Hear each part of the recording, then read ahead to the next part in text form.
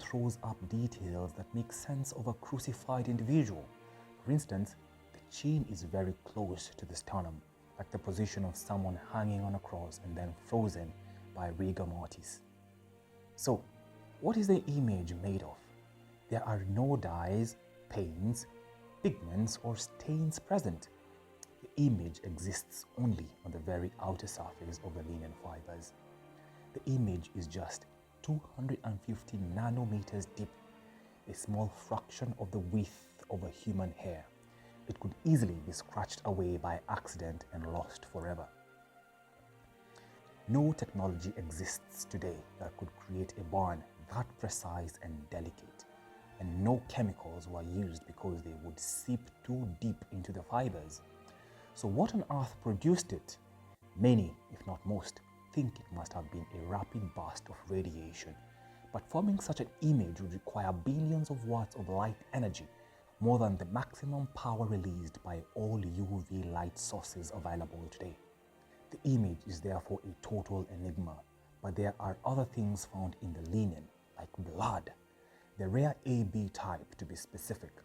UV scans revealed clotting consistent with real wounds, a detail that seems improbable for a forger to fake. It appears, however, whoever this man was, he really was the victim of a crucifixion.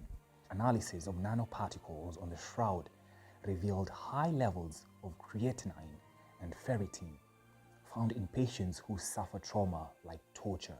Then there are all the details that dovetail the gospel account.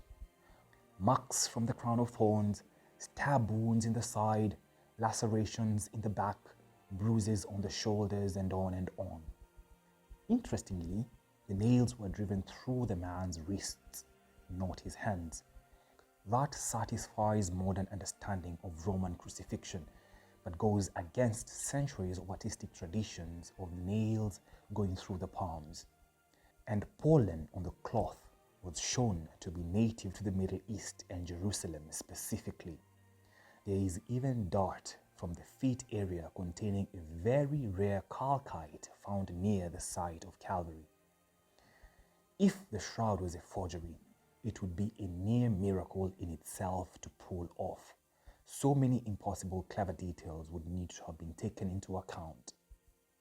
The last question, though, how old is it? In 1988, the world waited as the shroud was carbon dated. The result? 1260 to 1390 AD, which is medieval and around the time it appeared with that night. So then, case closed? Well, not exactly. It's widely stated that the analyzed corner piece was contaminated or repaired in medieval times. Later analysis showed it was cut from an area with traces of cotton found nowhere else, and a gum or dye or mordant coating used in textile repairs. In 2022, a new X-ray technique was used to study the aging of the linen's flax cellulose. The finding? Breakdown of the cellulose matches other 2,000-year-old samples, not medieval ones.